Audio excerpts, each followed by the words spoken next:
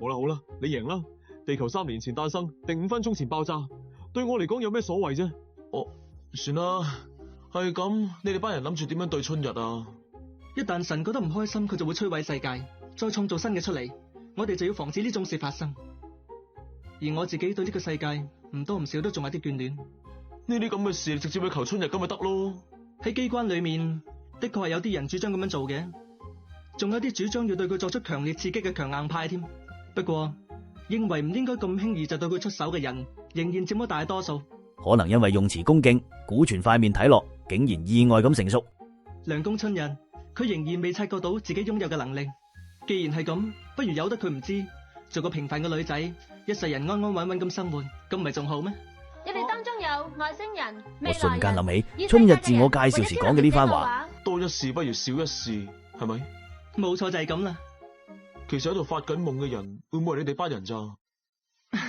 其實都唔係冇呢個可能嘅，只不過我哋組織而家只係以最令人擔心嘅可能性作為大前提嚟 take action， 因為佢仲未發現，所以無法完全發揮神力，只能夠喺無意識嘅情況下偶然使出嗰份力量。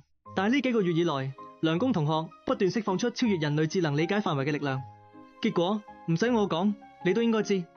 梁公同學遇到咗朝比奈、長門，仲有嗰隻唔知名嘅河馬，最後連我都加入咗佢創辦嘅社團。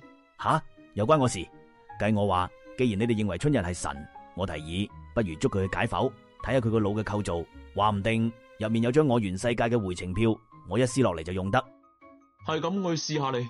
你話你係超能力者啊嘛，你 show 下你嘅力量嚟俾我睇下咯。你證明到俾我睇嘅，我就信你啦。就呢樣啦，你將呢杯咖啡變翻做原本咁熱啦。我嘅力量同呢種咁容易理解嘅超能力有啲唔同，而且我哋平時其實係一啲力量都冇㗎，一定要同時達到幾個條件，我嘅力量先至可以用到出嚟。正如最初所講咁，第時有機會我會帶你親眼睇下。阻你咁多時間，唔好意思，今日講住咁多，我而家係時候要翻去。等陣先，唔通淨係我係局外人？冇錯係啦，最迷嗰個人其實係你，希望你唔好怪我。我之前喺好多唔同方面都起過你底，不過我可以保證，你係一個普通嘅人類。我係應該覺得安心，定係應該覺得悲哀？我都答你唔到，但可能你係決定世界走向嘅鎖匙，故此務必謹慎。梁公同學又對世界失去希望，後果不堪設想。照你咁講，如果春日突然死咗嘅話，呢個世界會變成點啊？究竟世界會唔會跟住佢一瞬間毀滅，定係再都冇神，抑或繼續存在，直到新嘅神出現？喺嗰一刻來臨之前，冇人知道。